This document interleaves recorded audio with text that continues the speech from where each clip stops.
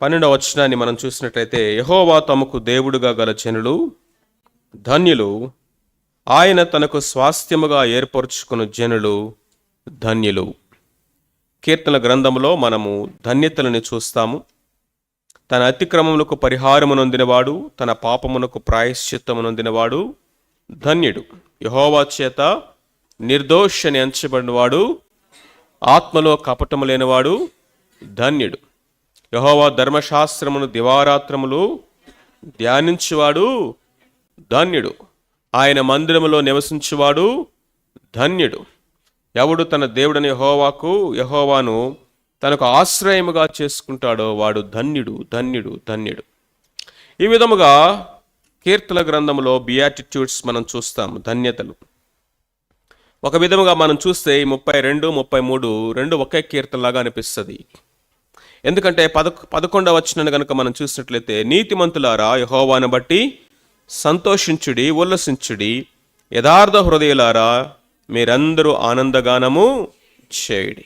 మరలా అదే pattern repeat అవుతుంది. నీతిమంతులారా యెహోవాను బట్టి ఆనందగానము చేయుడి, స్తుతి చేయుట యథార్థవంతులకు శోభస్కరము. సో కాబట్టి నీతిమంతులారా, యథార్థవంతులారా అనే వర్డ్స్ మనం అక్కడ రిపీటెడ్గా మనం చూస్తాం. ఈ యొక్క కీర్తనను ఏమంటామంటే ద సాంగ్ ఆఫ్ జాయ్. ఇది సంతోషముతో ఆనంద గానము. దీన్ని ఏమని చెప్పచ్చు? ఆనంద గానం, song of Joy, song of Joy. ఎందుకు ఆనంద గానము చేయమంటున్నాడు? సితారా తీసుకొని స్తుతించమంటున్నాడు. 10 తంతుల స్వరమండలముతో ఆయన కీర్తించమంటున్నాడు. ఆయనను గూర్చి ఒక నూతన కీర్తన పాడని అంటున్నాడు. ఉత్సాహ ధ్వనులతో ఇంపుగా ఆయనను ఆరాధించండి, వాటిని వాయించండి అని చెప్తా ఉన్నాడు. ఎందుకు అయా అంటే, తమ దేవుడు ఎంత గొప్పవాడో తమ ప్రజలు తెలుసుకోవాలి అని దేవుడు కోరుకుంటున్నాడు. Knowing God always leads to worshipping God. దేవుని ఆరాధించటం అనేది ఎప్పుడు జరుగుతుందంటే, దేవుణ్ణి అనుదినము ఎరగటము జరగాలి. నోయింగ్ గాడ్ అనేది ఒక బీటెక్ కోర్స్ చదివామనుకోండి, 4 సంవత్సరాల తర్వాత ఇంకా కోర్స్ అయిపోయింది. ఇక జీవితకాలం అంతా ఎవరు చదవరు దాన్ని. 10th క్లాస్ అయిపోయింది, మరలా వాటిని తీసుకొని చదవరు, ఆ సబ్జెక్ట్స్ తీసుకొని చదవరు.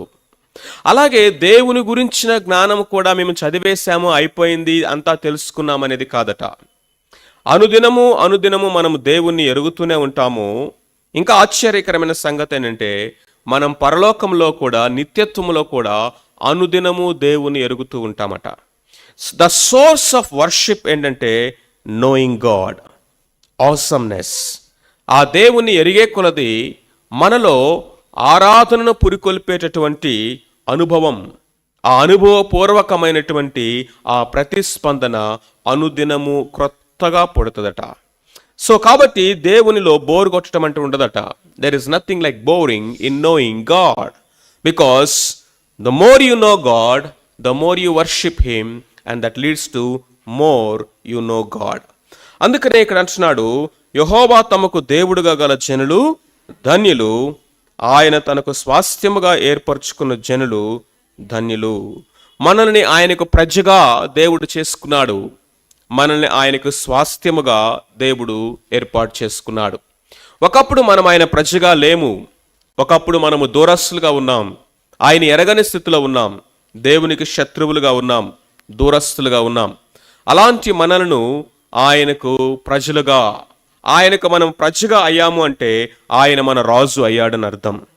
ఆయనకు మనము స్వాస్థ్యముగా అయ్యాము అంటే ఆయన మనకు యజమానుడు, మాస్టర్ అయ్యాడు అని అర్థం. అంతేకాకుండా ఆయన మనకు దేవుడు అన్నటువంటి విషయాన్ని మనము గుర్తించాలి. అయితే ఇక్కడ ఆ దేవుడు ఎంత గొప్పవాడో ఈ కీర్తనలో మనకు తెలియచేస్తా ఉన్నాడు. అది కనుక మనం గ్రహించినట్లయితే మనము కూడా ఈ యొక్క ఆనందగానము, సంతోషగానము, ఉల్లాస ఈ యొక్క ధ్వని మనము చేయగలుగుతాము. మొట్టమొదటిగా చూసినట్లయితే చూడండి, 6వ వచనంలో ఏమంటున్నాడు? యెహోవా వాక్కు చేత ఆకాశములు కలిగెను, ఆయన నోటి ఊపిరి చేత వాటి సర్వ సమూహము కలిగెను. సముద్ర జలములను రాశిగా కూర్చువాడు ఆయనే, అగాధ జలములను కొట్లలో కూర్చువాడు ఆయనే. లోకులందరూ యెహోవా యందు భయభక్తులు నిలుపవలెను, భూనివాసులందరూ ఆయనకు వెరవవలెను. ఆయన మాట సెలవీయగా దాని ప్రకారం ఆయన ఆజ్ఞాపింపగానే కార్యము స్థిరపరచబడను. దీంట్లో మనం ఏమి చూస్తా ఉన్నామంటే దేవుని యొక్క సర్వశక్తి ఆయన సృష్టించినటువంటి సృష్టిలో మనం చూస్తా ఉన్నాం. ఆయన సృష్టికర్త అయినటువంటి దేవుడు, అంతేకాకుండా ఆయన నోటి మాట చేత 4వ వచనం చూడండి, యెహోవా వాక్యము యథార్థమైనది, ఆయన చేయనిదంతయు నమ్మకమైనది. ఈ కీర్తనలో మనం ఏం చూస్తామంటే 2 విషయాలు చూస్తాం. ఒకటి, ఆయన నోటి మాట, ద వర్డ్ ఆఫ్ గాడ్. రెండవది, ఆయన చేతి పని, the work of God. The word of God and the work of God always goes together. ఎందుకు అంటే ఆయన నోటి మాట చేత సమస్తమును చేశాడట. లెట్ దేర్ బి లైట్, వెలుగు కలుగును గాక అని ఆయన చెప్పగా వెలుగు కలిగెను. ఆయన నోటి మాట చేత సమస్తమును సృష్టించినటువంటి వాడు. ఆయన మాటలో జీవమున్నది. ఆయన వాక్కు సమస్తమును ఒక ఆర్డర్లోకి తీసుకొచ్చింది. దాంట్లో ఒక డిజైన్ ఉన్నది.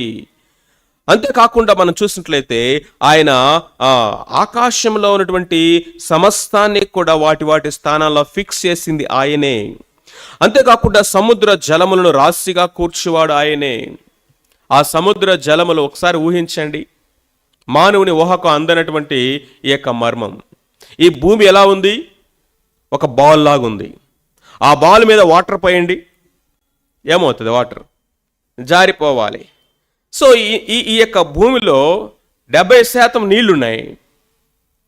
ఓకే, ఒక 25-30% ల్యాండ్ ఉంది. ఈ వాటరు అవి జారి పడిపోవట్ల శూన్యంలోకి. కిందున్న జలము, పైనున్న జలము, పక్కనున్న జలము, ఇటు పక్కనున్న జలము, కింద పైన ప్రక్కన ఏంటంటారా? మరి భూమి ఇట్లా రౌండ్గా గోళంగా ఉంటే ఇక్కడ వాటర్ ఉన్నాయి, ఇక్కడ వాటర్ ఉన్నాయి, ఇక్కడ వాటర్ ఉన్నాయి, ఈ పైన వాటర్ ఉన్నాయి. ఆ వాటర్ అలాగే ఉన్నాయి. భూమే కంటికి కనబడనంత నలుసులాగుంది. ఆ భూమి మీద ఉన్నటువంటి నీళ్ళు అలాగ నిలిచి ఉన్నాయట. ఇది ఎలా జరిగిందంటే వాక్యం చెప్తుంది, ఆయన మహత్తు గల మాట చేత ఆయన సమస్తమును నిర్మించాడు. నిర్మించటమే కాదు, నిర్వహించుచున్నాడు. నిర్మించటం అంటే సృష్టించటము, నిర్వహించటం అంటే కంట్రోల్ చేయటం. He is not only the creator, but he is the controller of everything. He controls that which he creates. దాంట్లో మనం ఏం చూస్తున్నామంటే దేవుని యొక్క సర్వశక్తి, సార్వభౌమత్వాన్ని మనం అందులో చూస్తాం. అలాంటి దేవుడి జనులుగా మనం ఉన్నామట.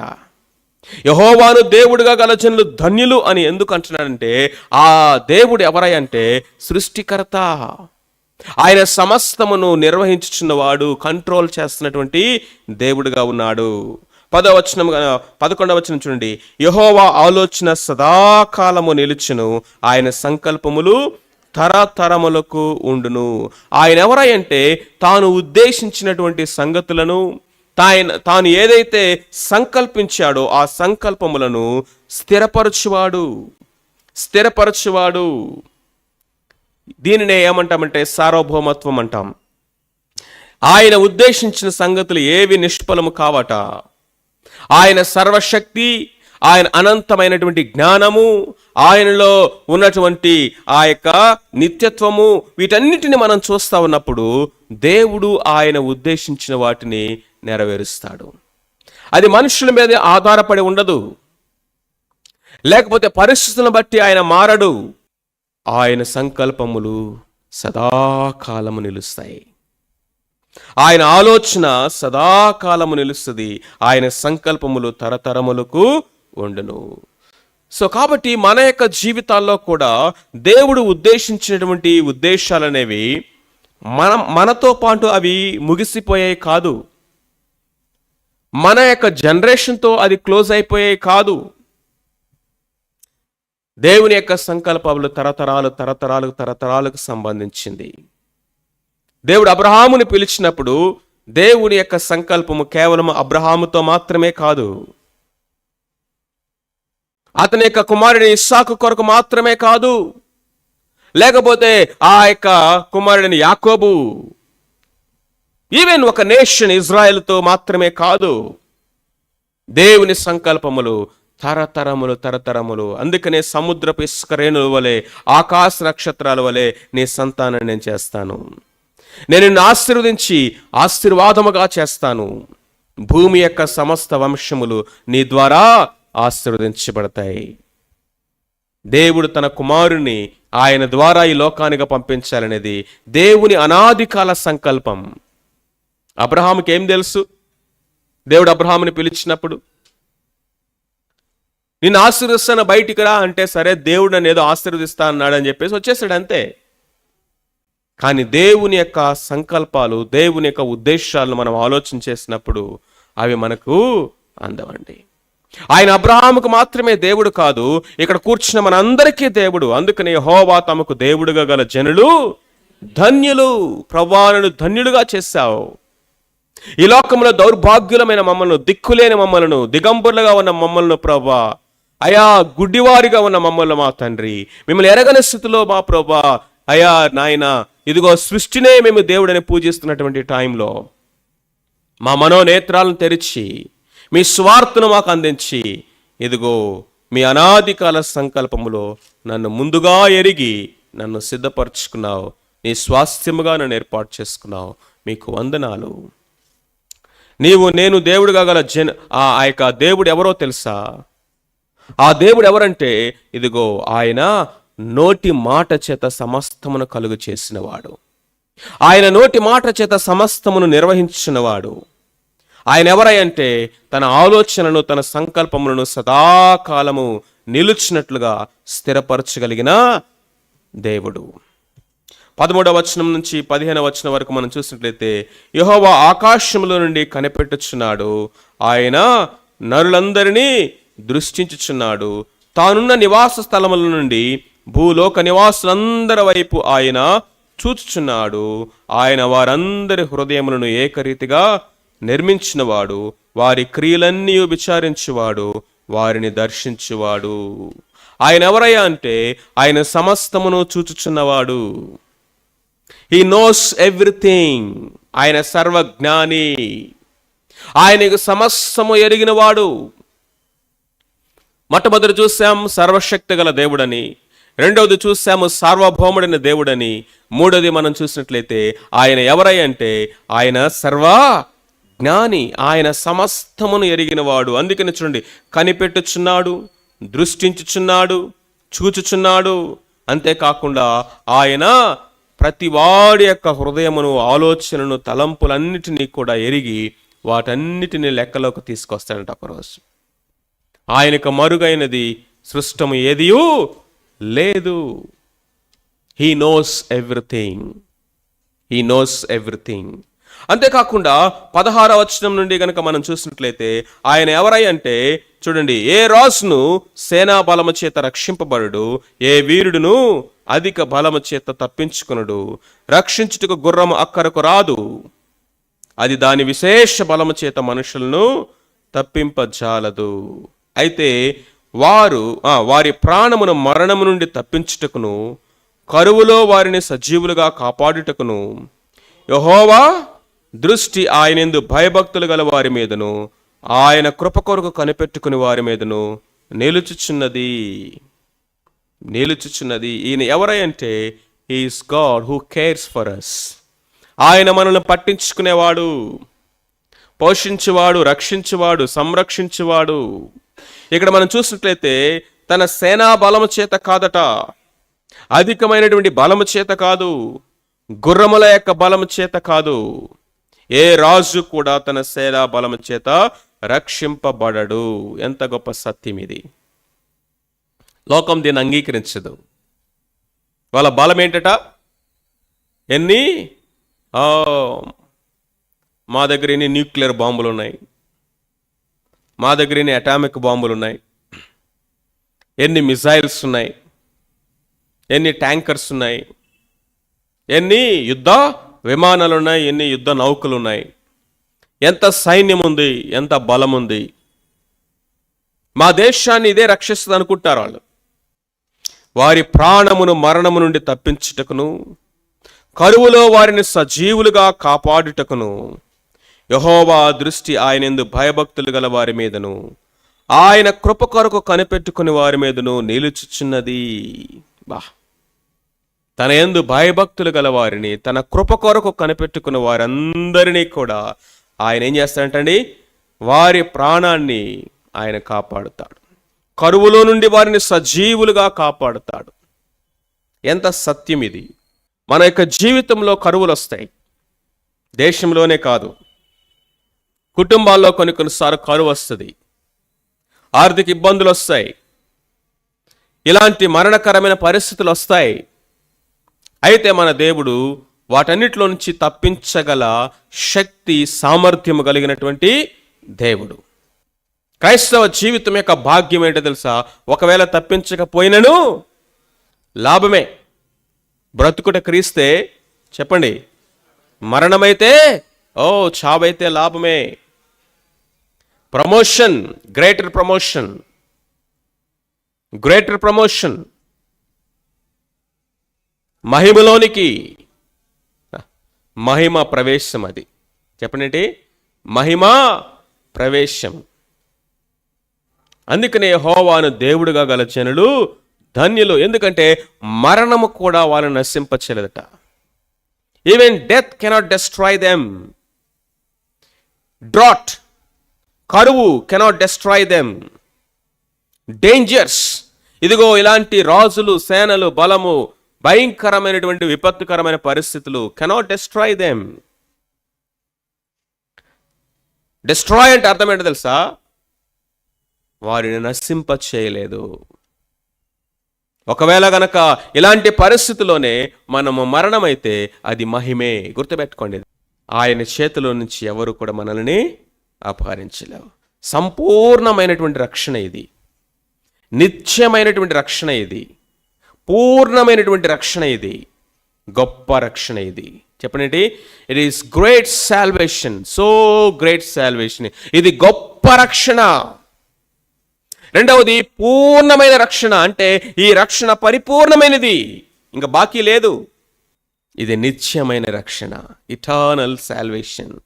So great salvation, so full and complete perfect salvation, and it is eternal salvation. ఆయన ఇచ్చినటువంటి రక్షణ ఎంత గొప్పదో చూడండి ఈ భూమి మీద. అందుకనే ఆయన మనల్ని ధన్యులుగా చేశాడు. ఆయన కాపాడే దేవుడు, ఆయన మనల్ని పట్టించుకునేటువంటి దేవుడు. అందుకనే చూడండి అక్కడ అన్నాడు, యెహోవా యందు భయభక్తులు గల వారి మీద, ఆయన కృప కొరకు కనిపెట్టుకునే వారి మీద, ఆయన పరిశుద్ధమైన నామం మీద నమ్మిక ఉంచి వారి మీద ఆయన నిత్యము కూడా వారి మీద దృష్టి ఉంచి వారిని కాపాడే దేవుడుగా ఉంచున్నాడు. మనము యెహోవా పరిశుద్ధ నామమందు నమ్మిక ఉంచున్నాము, ఆయనను బట్టి మన హృదయము సంతోషించింది. దేనిని బట్టి హృదయం సంతోషించాలండి? కొంతమంది హృదయం ఎప్పుడు సంతోషిస్తుంది? చేతిలో సెల్ ఫోన్ ఉంటేనే సంతోషం వాళ్ళకి, చుట్టూ మనుషులు ఉంటేనే సంతోషం వాళ్ళకి. అర్థమవుతుందా? టేబుల్ మీద మంచి ఫుడ్ ఉంటే సంతోషం వాళ్ళకి, ఒంటి మీద మంచి బట్టలు ఉంటే సంతోషం వాళ్ళకి, లేదా కొత్త కొత్త ప్లేసులు తిరుగుతూ ఉంటే ఆ ప్లేస్ నుంచి ఈ ప్లేస్కి, ఈ ప్లేస్ నుంచి ఆ ప్లేస్కి సంతోషం వారికి. పాకెట్ నిండా డబ్బులు ఉంటే సంతోషం కొంతమందికి. ఇక్కడ అంటున్నాడు, మనము ఎవరిని బట్టి అంటండి? ఆయనను బట్టి మన హృదయము సంతోషించున్నది. ఇది secret of joy. The source of my joy is the Lord himself. అది the source of my joy is the Lord himself. అందుకంటే ఆ భక్తుడు అంటున్నాడు, ఆనందించుడి, మరలా చెప్పుదును ఆనంది. Rejoice in the Lord always. ప్రభువునందు ఆనందించండి, ప్రభువునందు ఆనందించండి, ప్రభువునందు ఆనందించండి. దేవునిలో ఆనందించేవాడండి ఈ లోకంలో ఏదున్నా ఏది లేకపోయినా బబ్లింగ్ జాయ్తో ఉంటాడు. Rejoice in the lord and again I say rejoice. మన ప్రాణము యెహోవా కొరకు కనిపెట్టుకొని వచ్చినది, ఆయనే మనకు సహాయము, మనకు కేడుమనై ఉన్నాడు. యెహోవా, మేము నీ కొరకు కనిపెట్టుకొని వచ్చినాము, నీ కృప మా మీద ఉండునుగాక. What a great conclusion, what a grand conclusion. Jehovah, మేము నీ కొరకు కనిపెట్టుకొనుచున్నాము, నీ కృప మా మీద ఉండు. ఆయన కృప చాలు. His grace is sufficient. ఆయన కృప చాలును. కాబట్టి ఇది ఆనంద గానము, సంతోష గానము, ఉల్లాస ధ్వని. కాబట్టి ఏమంటాడంటే, స్తుతి చేయండి, సితారా తీసుకొని స్తుతించండి, 10 తంతుల స్వరమండలముతో ఆయన కీర్తించండి, ఆయన గూర్చి నూతన కీర్తన పాడుడి, ఉత్సాహ ధ్వనితో ఇంపుగా వాటిని వాయించండి. ఎందుకయ్యా అంటే ఆయన సర్వశక్తి గల దేవుడు, ఆయన సార్వభౌముడు, ఆయన సర్వజ్ఞాని, ఆయన మనల్ని కాపాడేటటువంటి సేవియర్, రక్షించేవాడు, సేవియర్గా ఉంటున్నాడు. అంతేకాకుండా తన ప్రజలు తన కొరకు కనిపెట్టుకున్న వారిని ఆయన పట్టించుకునేటటువంటి దేవుడు. ఆయన కృప చాలును, ఆయన కృప చాలును. రండి ఈ యొక్క మాటలతో ప్రభుని స్తుతించి ఆరాధన చేద్దాం.